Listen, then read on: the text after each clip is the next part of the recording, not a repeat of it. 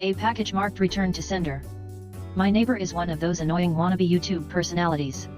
Over the years, I've seen him cough out cinnamon, lay flat on the hood of his car as it slowly creeps down the driveway, and douse himself in lukewarm water, all the while screaming epic win, epic fail, or, fuck, epic maintenance of the status quo, for all I know. It can get tiring to watch him go about his shenanigans in the pursuit of viral fame.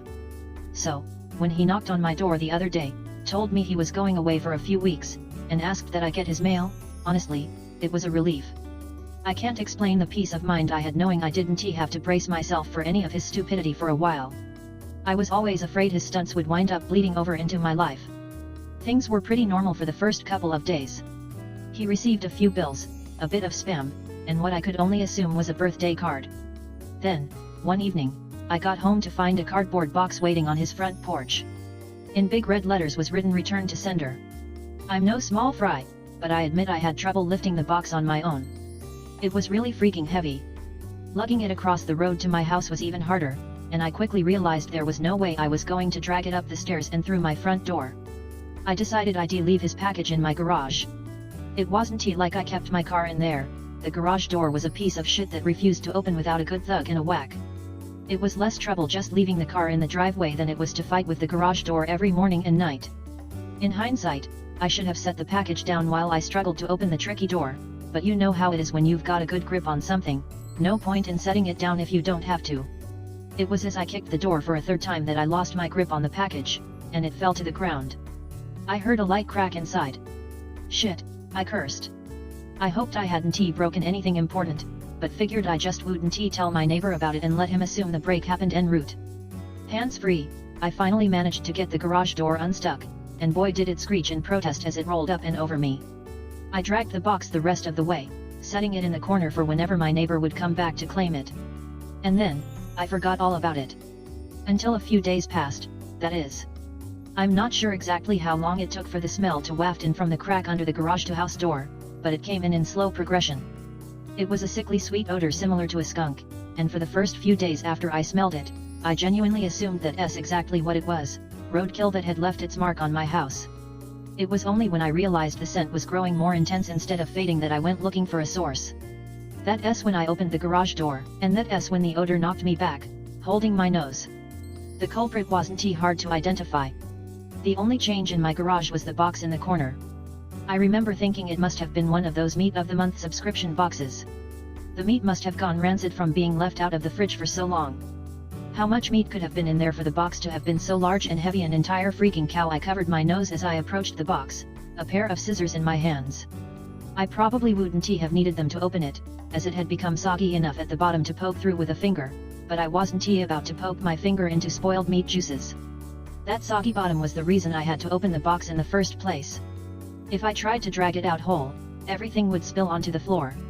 I was going to have to dump the pieces of meat one garbage bag at a time, and take them down to the dumpster, a process I wasn't looking forward to.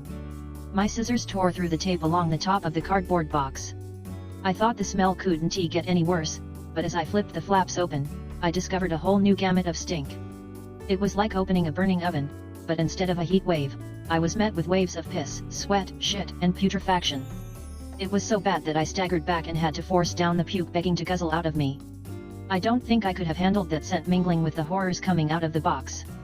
I'm not ashamed to admit I ran out the door for a breath of fresh air, but in the short time I'd spent in the garage, the smell had become so ingrained in the fabric of my clothes that it clung to me like a shadow. Nothing I tried could keep the smell out of my nostrils. Not air fresheners, not a face mask, not 3 showers and a change of clothes. Every second that box lay open in my garage was another second the smell was allowed a foothold into my home. I had to bite the bullet. I returned to the garage, the flaps of the box still open as though inviting me to look. I was prepared, a clothespin pinning my nostrils shut, a garbage bag in one hand, the strongest cleaner I could find in the other, and long rubber gloves to keep my skin from having to touch what was inside. But, as it turns out, I needed none of those things. I wouldn't have to touch or clean the contents of that box, I would only have to suffer the nightmares every night. You see, there was meat in that box, but it didn't come from a cow or a pig. No, it was worse than that. It was my neighbor. Dead. Still in one piece, but dead. I called the cops, and naturally, they took me in for interrogation.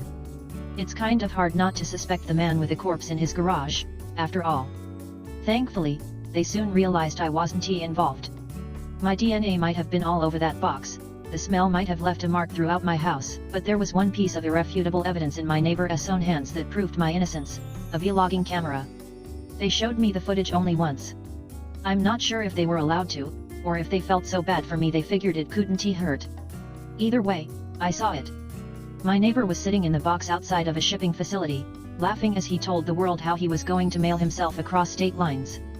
He brought pee bottles, food, a pillow, and a few flashlights. His friend, a guy I'd seen at his place several times to help with his stunts, closed the lid and presumably dropped him off for shipment. Throughout the next couple of hours, or days, I'm honestly not sure, my neighbor recorded a few short clips about his progress. I think I'm in a truck now, I can feel it moving, must be in a warehouse. Pretty warm here. Still got plenty of food. That kind of stuff. And then, on the last entry, the box toppled over. He broke his neck, and that was it. The camera recorded until either the memory card got too full, or the battery died. There's one thing I didn't tell the police after they showed me the video. One thing I heard in the footage that will haunt me to the day I die. Just after the tumble that broke his neck, I heard the familiar screeching sound of my garage door. Thanks for watching. Subscribe to my channel for watching more interesting videos.